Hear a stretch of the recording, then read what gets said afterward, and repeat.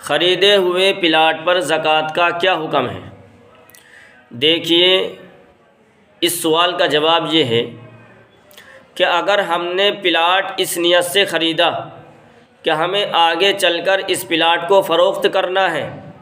آگے چل کر اس پلاٹ کو ہمیں بیچنا ہے، فائدہ کمانا ہے،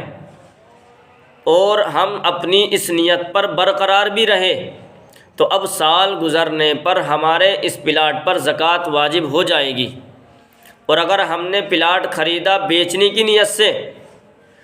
اور ہم اپنی اس نیت پر برقرار نہیں رہے، بلکہ پلاٹ خریدنے کے بعد ہماری نیت مشکوک ہو گئی کہ ہم نے بیچنے کے بجائے اب نیت جو ہے رہائش کی کر لی کہ ہمیں اس پلاٹ میں گھر بنانا ہے، تو اب اس پلاٹ پر زکوٰۃ نہیں ہوگی، اس لیے کہ ہماری نیت مشکوک ہو گئی ہے، نیت بدل گئی ہے۔